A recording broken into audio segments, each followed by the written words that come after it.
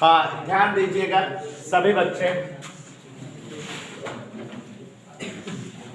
Unsolved paper को solve करना है ताकि आप सबके सामने रहे और साथ ही साथ आप सबके सामने क्वेश्चन भी लिखा रहे। क्वेश्चन घर से लिख के आया करिए, बिना क्वेश्चन लिखे जवाब ना लिखा करिए।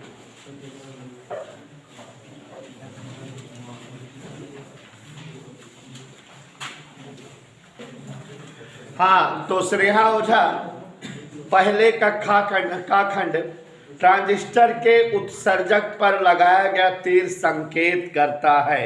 जो ट्रांजिस्टर का उत्सर्जक आधार संग्राहक होता है उस पर जो तीर लगे होते हैं वो किस चीज को प्रदर्शित करते हैं।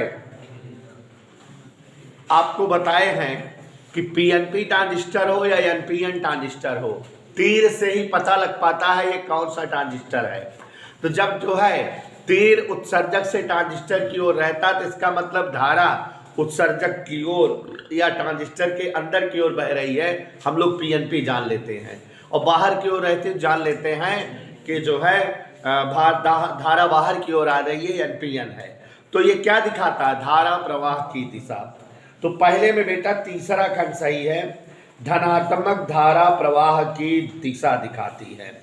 धनात्मक धारा प्रवाह की दिशा, पहले खंड में धनात्मक धारा प्रवाह की दिशा। प्रश्न आप लिखे रहिएगा, हम उत्तर बताते जा रहे हैं। खंड खा देखो जरा बेनू बेटा, उत्तल लेंस की फोकस दूरी अधिकतम किस प्रकाश में होती है? आपको बताना चाहेंगे बेटा कि जो हमारा श्वेत प्रकाश विब्योर होता है, वी से आर विब्योर, VIBGYOR, वी से आर की ओर बढ़ने पर सारी दूरी बढ़ती है। क्या बोले हम? वी से आर की ओर बढ़ने पर सारी दूरी, माने जैसे तरंग दैर्घ्य दूरी है तो बढ़ती है, फोकस दूरी या भी बढ़ती है। सबसे ज्यादा तरंग दैर्घ्य लाल प्रकाश की और सबसे ज्यादा फोकस दूरी भी लाल प्रकाश की। वी से आर की ओर चलने पर दूरियां बढ़ती हैं। तो कौन वाला सही है? चौथा खंड। तो लाल प्रकाश की फोकस दूरी, लाल प्रकाश में एफ क्या होगा? मैक्सिमम। प्यारे बच्चों, खंड का यदि L तथा R क्रमशः प्रेरकत्व एवं प्रतिरोध हैं तो L/R का मात्रक क्या होगा? तो बच्चों जान लीजिए, हालांकि अभी इसको पढ़े नहीं हो, प्रत्यावर्ती धारा वाले चैप्टर का टॉपिक है। L/R माने प्रेरकत्व बटे प्रतिरोध समय होता है। क्या होता है? समय। L/R मतलब मात्रक के रूप में निकालेंगे तो क्या आएगा? L/R का मतलब जो है हमने क्या बताया बेटा? समय, सेकंड। L/R को क्या कहते हैं? समय। समय नियतांक होता है। L/R क्या कहा जाता है? समय नियतांक। तो L/R बराबर समय नियतांक, और मात्रक के रूप में बताया जाएगा तो क्या आएगा? मात्रक, सेकंड। सेकंड माने यस। समझ में आया बेटा? कोई डाउट किसी को? अच्छा, इसको हम निकाल के भी दिखाएं अगर कहो तो। L/R को निकाल कर दिखा दें आपको कि कैसे ये समय आया, निकाल के दिखा देना। हाँ, L/R देखो जरा, सभी लोग ध्यान दीजिए। L/R निकाल के दिखा रहे हैं, ध्यान से देखना। R का मतलब होता है V/I। बोलो। L का मतलब होता है N∅/I, phi/I। आपको बताए थे N∅ बराबर Li, याद हो अगर 100 पीरियड वाले में, तो उस हिसाब से N∅/IL की जगह हो गया। ये I से I कट गया। समझ आया? बोलो हाँ समझ आया। अब ऊपर फाई है, फाई माने B/A, और नीचे क्या है? V। समझ आ रहा है? और अब V का मान, चुंबकीय क्षेत्र की तीव्रता B, देखो एफ बराबर आई बी एल साइन थीटा होता है, तो बी का मान इस हिसाब से निकालेंगे तो क्या आ जाएगा, F upon I L into B. कोई दिक्कत बेटा, समझ आ रहा है कि नहीं, F upon I L into V. और आगे बढ़ते रहो, ध्यान से देखते रहो, एफ बटा आई एल वी, वी का मतलब वोल्टेज, वोल्टेज का मतलब कार्य बटे आवेश, याद करो विभवांतर, कार्य बटे आवेश, ऊपर क्यू गया, क्यू मतलब आई इंटू टी, तो आई से आई कट गया, आई से आई कट गया, और यहाँ F into T upon L into W को क्या लिख सकते हैं, डब्लू कार्य बराबर बल गुणे बल की दिशा में विस्थापन, एफ से एफ कट गया। Is that clear? यहां कुछ छोड़ दिए थे क्या, ए छोड़ दिए थे, ए ऐसे लिखा है, ए माने लंबाई गुणे चौड़ाई या लंबाई गुणे लंबाई, तो L L L L cut गया, क्या बचा, ठीक है। तो इस तरह से भी जान लीजिए कि एल और आर का अनुपात क्या होता है, समय। देखो बच रहा है समय कि नहीं, लेकिन इतना कैलकुलेशन आपको नहीं करना रहेगा। आप प्रत्यावर्ती धारा चैप्टर में जब पढ़ोगे तो वहाँ अर्जुन सर आपको बताएंगे एल और आर का अनुपात समय नियतांक होता है, और इसलिए किससे लिखा जाता है एल बटा आर को, टाइम या टी से, या जो है इसका मात्रक सेकेंड। तो समझ में डायरेक्ट याद रखो क्या मतलब है। देखो हमने करके भी दिखा दिया था, टी आया कि नहीं बेटा,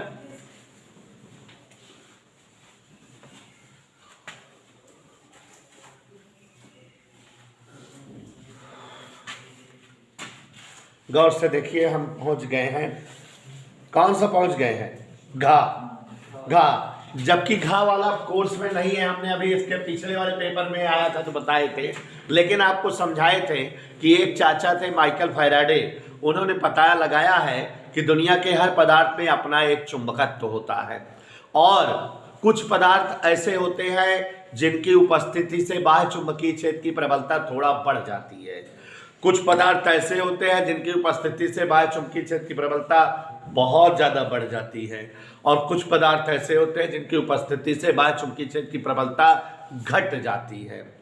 तो इस तरह से पदार्थ लौह चुंबकीय, अनुचुंबकीय, प्रतिचुंबकीय, तीन प्रकार के होते हैं। तो वह कौन सा चुंबकीय पदार्थ है जो बाह्य चुंबकीय क्षेत्र का विरोध करता है, माने जिसकी वजह से बाह्य चुंबकीय क्षेत्र घट जाता है, प्रतिचुंबकीय पदार्थ। कौन सा पदार्थ है, प्रतिचुंबकीय। पहले कोर्स में था, कोरोना से कट गया है इस बार, लेकिन जानते रहिए, एक नंबर का क्वेश्चन मान लो कोई संघ की टीचर दे दे तो क्वेश्चन कटा नहीं पाओगे आप, जानते रहिएगा। हाँ ध्यान दीजिएगा, 0 केल्विन ताप पर शुद्ध अर्धचालक क्या होता है, आपको हमने बताया है बेटा, पहले से भी समझाया है कि जो अर्धचालक होते हैं सामान्य ताप पर क्या होते हैं, विद्युत के आचालक। तो 0 केल्विन माने एकदम शुरुआती ताप है, सामान्य ताप है, तो इस पर जो है अर्धचालक क्या होगा, आचालक, और ज्यादा ताप हो जाएगा तो क्या बन जाएगा, वो चालक। अर्धचालक की खासियत होती है कि सामान्य ताप पर क्या होते हैं, विद्युत के आचालक, तो आचालक माने विद्युत रोधी। तो कौन सा सही है, हाँ विद्युत रोधी। सामान्य ताप 0 केल्विन माने एकदम शुरुआती ताप है, और उस ताप पर जो है परम शून्य ताप जिसे कहते हो, उस ताप पर हमारे अर्धचालक क्या होंगे, अचालक होंगे, विद्युत रोधी होंगे। आगे बढ़े बच्चों, क्वेश्चन नंबर 4, निम्नलिखित में से कौन सा विद्युत क्षेत्र का मात्रक नहीं है। ध्यान दो, बड़ा बड़ा बढ़िया क्वेश्चन दे दिया, जिसने भी दिया है, जिसने भी दिया है बहुत ही प्यारा और खूबसूरत क्वेश्चन दे दिया। विद्युत क्षेत्र का वैसे मात्रक आप 2-3 जानते हो, एक जानते हो आप न्यूटन पर कूलाम, एक जानते हो आप वोल्ट पर मीटर। विद्युत क्षेत्र का आप 2 मात्रक आप जानते हो, न्यूटन पर कूलाम और वोल्ट प्रति कूलाम। अच्छा, एक लिखा है जूल प्रति मीटर प्रति कूलाम। देखो जरा, न्यूटन आपको पता है, जूल को हम लिखते हैं न्यूटन मीटर, तो अगर हम न्यूटन जानना चाहें तो जूल प्रति मीटर, तो ये जो न्यूटन प्रति कूलाम है इसको हम लिख सकते हैं जूल प्रति मीटर कूलाम, ऐसे भी लिख सकते हैं। तो अब देखो ऑप्शन में इन तीनों के अलावा जो ना हो वही हमारा सही है। तो देखो पहला न्यूटन पर कूलाम तीव्रता का मात्रक होता है, तीसरा जूल प्रति कूलाम प्रति मीटर ये वाला है, ये भी मात्रक होता है, चौथा वोल्ट प्रति मीटर भी मात्रक होता है, यही दूसरा मात्रक नहीं है जूल प्रति कूलाम। इधर क्लियर?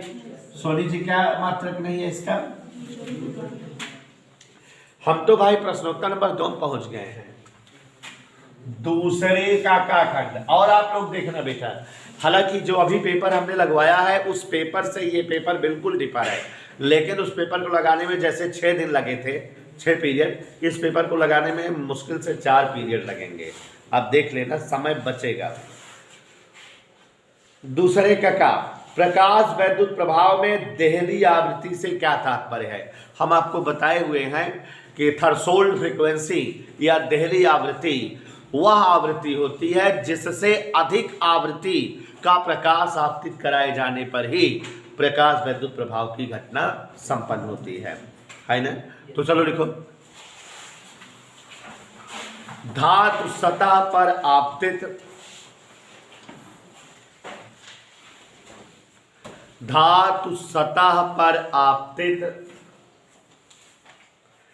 प्रकाश की वह न्यूनतम आवृत्ति, प्रश्न आप लिखे रहा करिए अंशाल कॉपी पे, धातु सतह पर आपतित प्रकाश की वह न्यूनतम आवृत्ति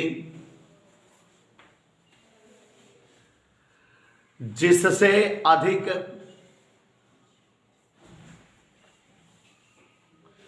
मान की आवृत्ति वाले प्रकाश से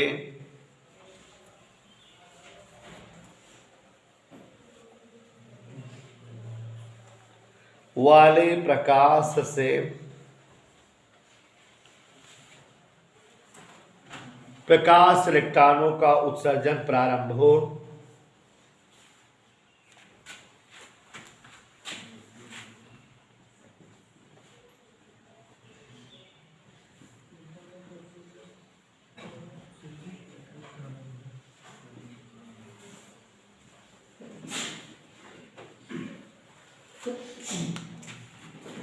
देहली आवृत्ति कहलाती है।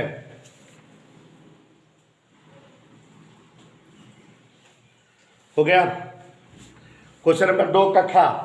देखो ये क्वेश्चन पीछे आया था, आप लोगों को भूल गया होगा, पिछले वाले पेपर में कराए थे नेहा। दूरदर्शी की विभेदन सीमा किन किन बातों पर निर्भर करती है? हमने बेटा आपको उसमें बताया था कि दो निकटवर्ती वस्तुओं के मध्य की वह न्यूनतम दूरी जबकि उनका प्रतिबिंब अलग अलग मिल सके विभेदन सीमा कहलाती है, और दो निकटवर्ती वस्तुओं के प्रतिबिंब को अलग अलग प्राप्त करने की क्षमता विभेदन क्षमता कहलाती है। यह भी बताए थे कि विभेदन क्षमता विभेदन सीमा की अपोजिट होती है, और यह भी बताए थे कि दूरदर्शी की विभेदन सीमा का फार्मूला होता है 1.22 लैम्डा बटे डी, ऐसे बताए थे। तो दूरदर्शी की विभेदन सीमा दो बातों पर निर्भर करती है, आपतित प्रकाश की तरंगदैर्घ्य पर और दूरदर्शी के अभिदृश्यक के द्वारक पर। ठीक, देखो दूरदर्शी की विभेदन सीमा, भूल जाओगे तो नहीं आएगा जो है बीनू, तुम तो जानकार हो, अच्छे बच्चे हो तब भी। दूरदर्शी की विभेदन सीमा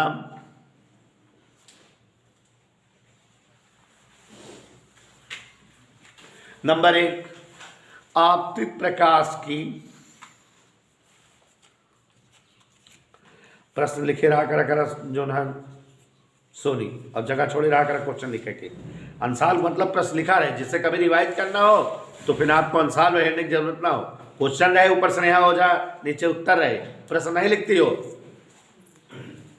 प्रश्न क्यों नहीं लिखती हो? तो अभी लिख लो,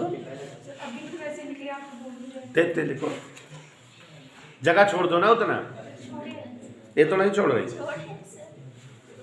हाँ क्या लिखे? क्या झगड़ा कर रही हो स्नेहा? ये तो हड़का रही है हमको, एक तो मुझसे डरात रही थी। दूरदर्शी की विभेदन सीमा नंबर 1 आपतित प्रकाश की तरंगदैर्घ्य पर, लड़ा न कर भाई हो जाए,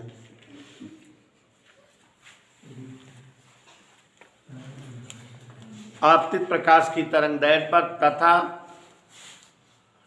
दूरदर्शी के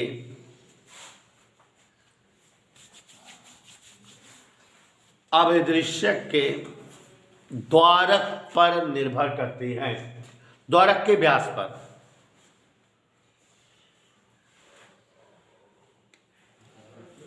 द्वारक के व्यास पर निर्भर करती है।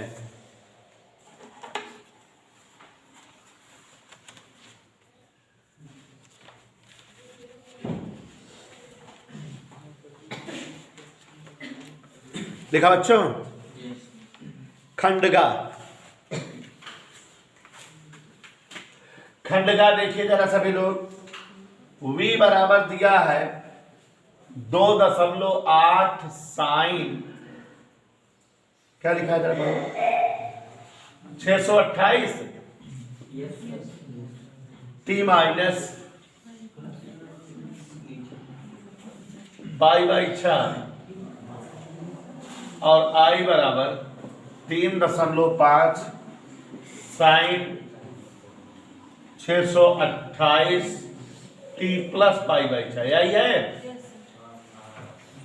इधर देखो, एक मिनट, को I बराबर I0 sine omega t plus φ1 से तुलना करने पर देख के बताओ φ1 कितना है,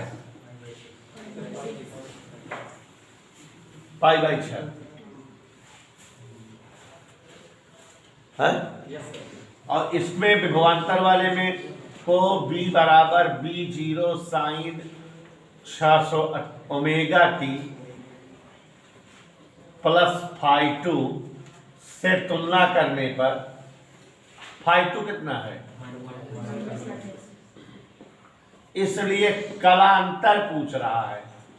कलांतर फाई बराबर φ1 माइनस φ2, तो π/6 माइनस माइनस π/6, तो 2π/6 माने π/3 माने 60 आंसर आ गया। प्रत्यावर्ती धारा वाले चैप्टर का सवाल था, लेकिन मैंने देखा लग जाएगी आप लोगों को, इसलिए बता दिए। कह रहा दोनों में कलांतर बताओ। एक चीज देखो जरा, साइन का जो कोण होता है वही कला होती है, तो इस कला और इस कला का अंतर माने घटा दिए, आ गया π/3 60 से, यही कलांतर है धारा और वोल्टता के बीच। खंडघा देखो, लुईस द ब्रागली के द्रव्य तरंग की अवधारणा, तो लुईस द ब्रागली के द्रव्य तरंग के बारे में हमने आपको बताया हुआ है और पीछे वाले चैप्टर में भी आ गया था। लुईस द ब्रागली ने बताया कि प्रत्येक कण तरंग संबद्ध होता है अगर वो गतिशील हो, तो प्रत्येक गतिशील कण, गति करता हुआ कण अपने पीछे तरंगे छोड़ता है, तो प्रत्येक गतिशील कण तरंग संबद्ध होता है, अपने पीछे तरंगे छोड़ता है। ये तरंगे द्रव्य तरंगे कहलाती हैं और इनकी तरंगदैर्घ्य डी ब्रागली तरंगदैर्घ्य या द्रव्य तरंगों की तरंगदैर्घ्य कहलाती है। एक नंबर का है, यही लिख लीजिए। लुईस डी ब्रागली के अनुसार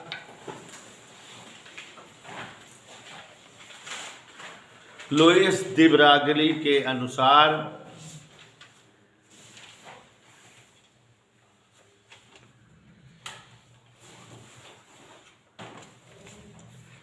प्रत्येक कण, प्रत्येक गतिशील कण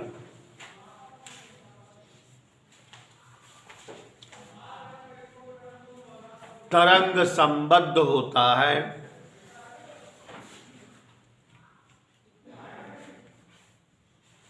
अर्थात गति करते हुए कण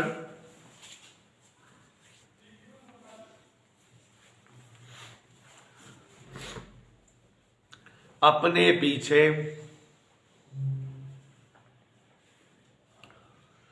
तरंगे छोड़ते हैं,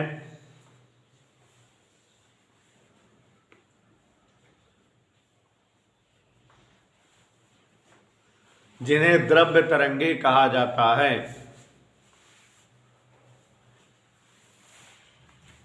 अंगा देखो बच्चों, क्या लिखा है अंगा में? अनओमीय प्रतिरोध,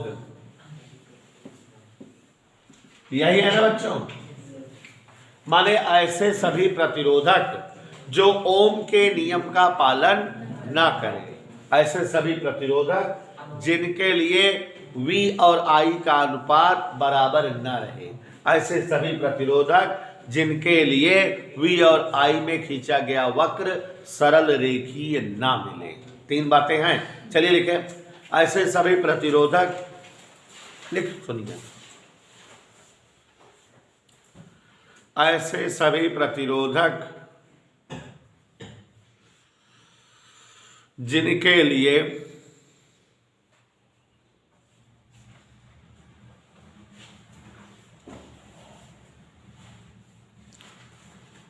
V और I का अनुपात सदैव असमान रहे,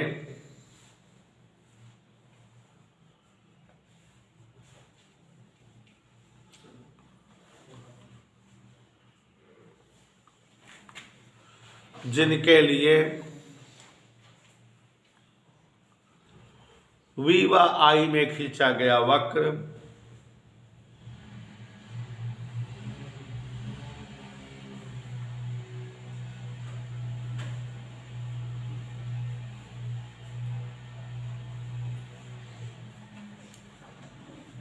सरल रेखी न रहे,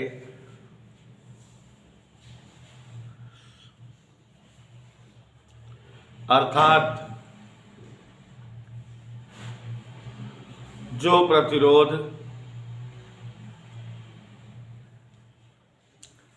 ओम के नियम का पालन न करें,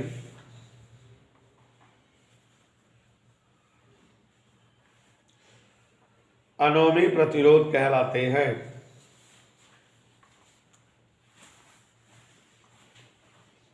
हो गए बच्चों? जैसे ट्राइवुड वाल्व,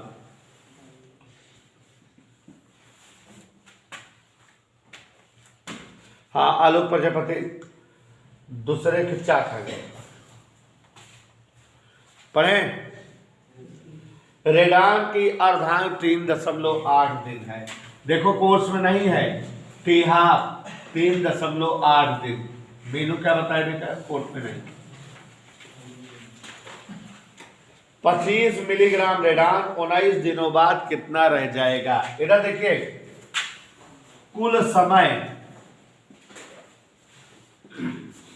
बराबर 19 दिन। कुल समय का सूत्र बताए हैं पीछे हम आपको, एनटी हाफ। दो ही सूत्र यूज होता है कुल समय का, एक भाई और बताओ भाई, बराबर 19। तो एन बराबर 19 बटे टी हाफ, तो 19 बटे टी हाफ माने 3.8। दशमलव हटाओ बेटा, 0 बच जाएगा। 38 5 190।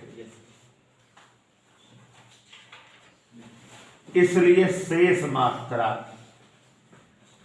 रेडियो एक्टिविटी केवल दो सूत्र यूज होते हैं, एक ये और एक ये। एक कुल समय बराबर एन टी हाफ और एक ये एन बराबर n0 गुणे 1/2 की घात n0 माने प्रारंभिक मात्रा। देखा कहा बा 25 मिलीग्राम रेडियन माने शुरू 25 मिलीग्राम बा, कितना रह जाए? 1/2 की घात 5 माने 25/32 मिलीग्राम, इतना वो बचा रह जाए। 25 मिलीग्राम रेडियन 19 दिन बाद कितना बचे? 25/32 मिलीग्राम।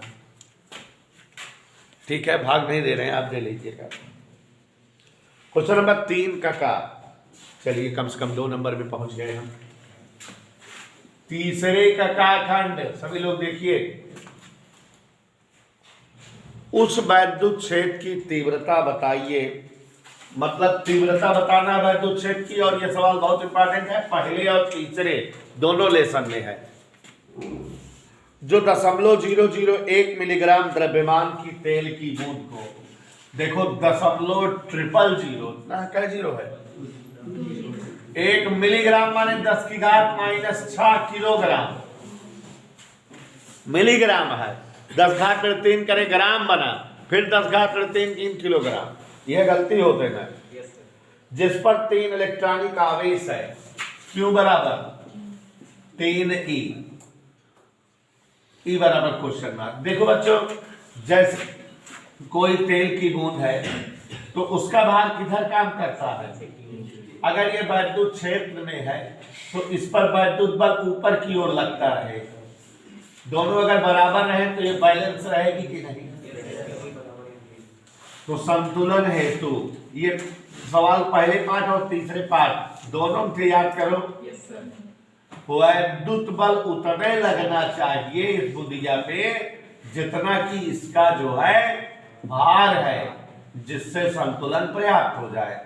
और वैद्युत बल का सूत्र F बराबर Q इंटू E, भार का सूत्र M इंटू G, तो E बराबर mg बटा Q। अब इसे मान रख दो, 0.001 गुणे 10 की घात -6, G का मान 10, Q का मान 3 गुणे 1.6 गुणे 10 की घात -।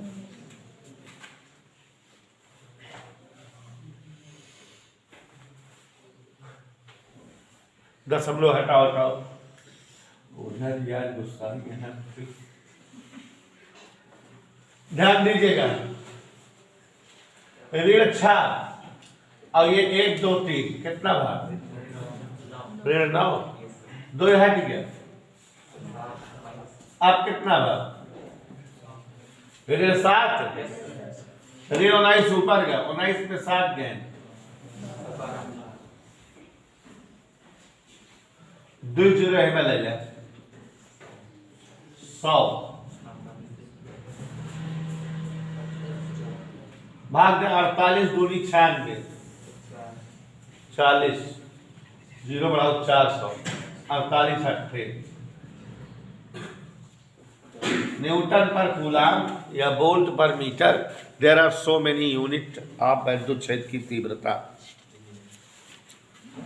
तो ये कौन सवाल हो गई बेटा? एक जनी हमारे बीनू है उत्तरे मिला हुआ राशन मिलाल भाई। खंड खा, तीसरे का खा पढ़ो। तीसरे का खा है, बैंड अंतराल के आधार पर चालक, विद्युत रोधी और अर्धचालक में अंतर बताओ। आपको हमने बताया हुआ है, पीछे वाले चैप्टर में भी बताए थे। बैंड ऊर्जा ऐसे सभी पदार्थ जिनमें जो है वर्जित ऊर्जा क्षेत्र की चौड़ाई बहुत कम, संयोजी और चालन ऊर्जा बैंड की चौड़ाई लगभग समान हो, वे पदार्थ क्या कहलाते हैं? चालक। ऐसे सभी पदार्थ जिनमें चालन ऊर्जा बैंड की चौड़ाई ज्यादा, वर्जित ऊर्जा क्षेत्र की चौड़ाई भी ज्यादा हो, संयोजी ऊर्जा बैंड की चौड़ाई कम हो, ऐसे पदार्थ अचालक कहलाते हैं। क्या है? ऐसे समस्त पदार्थ जिनके जो है वर्जित ऊर्जा क्षेत्र की चौड़ाई चालकों से अधिक किंतु अचालकों से कम हो, वे पदार्थ अर्धचालक कहलाते हैं। याद आया? ऐसे लिख लोगे।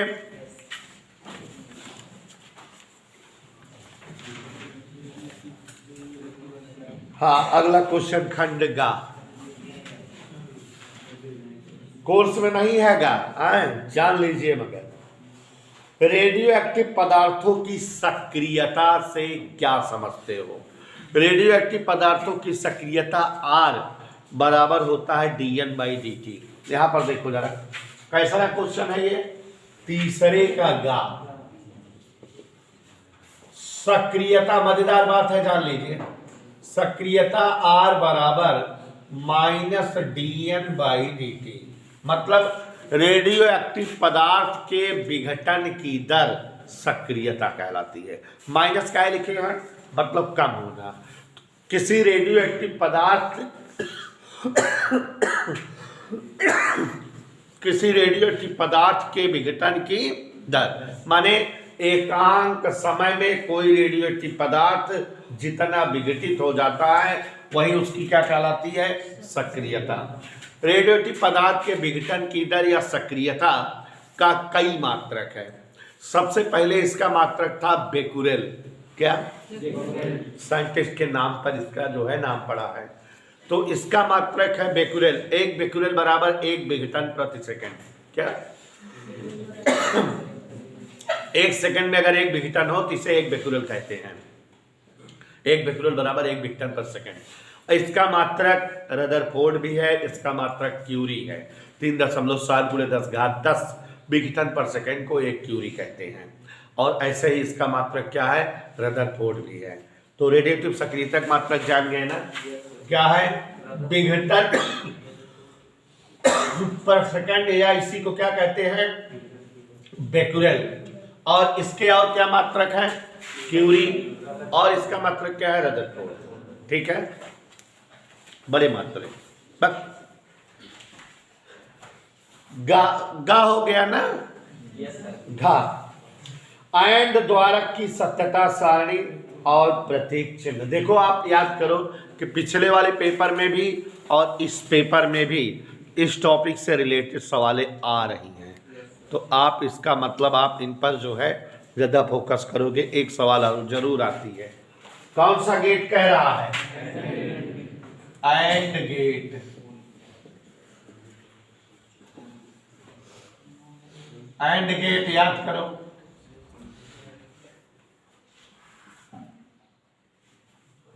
ये ऐसे एंड गेट का प्रतीक है क्या, नहीं, ध्यान से बताओ।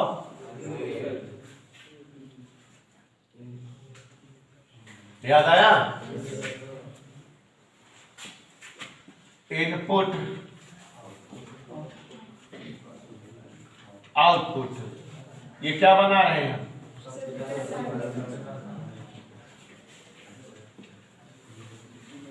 0 0 0 1 1 0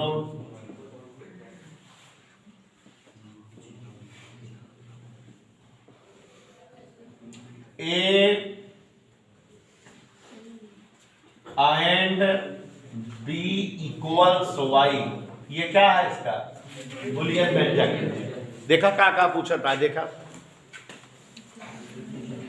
सत्यता सारणी प्रतीक चिन्ह बने दे, यही बने दे कि ना। और कौन से गेट के पूछा था, अथवा आर गेट का बा, चला मतलब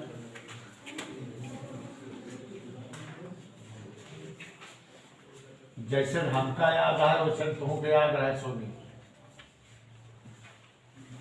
कौन गेट है, A R B equal Y.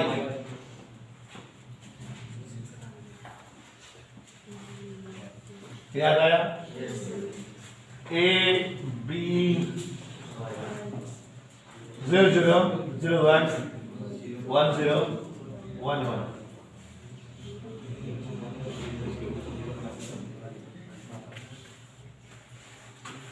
याद आ गया बच्चों। तो ये हमारा जो है एंड गेट और आर गेट दोनों का सत्यता सारणी और प्रत्येक चिन्हों का गुस्सा दिया। आज हम कहे ना स्नेहा पहले गुस्सा कीजिए, 3 तक हो गया, नोट करो, चौथे से लड़ाई लड़े।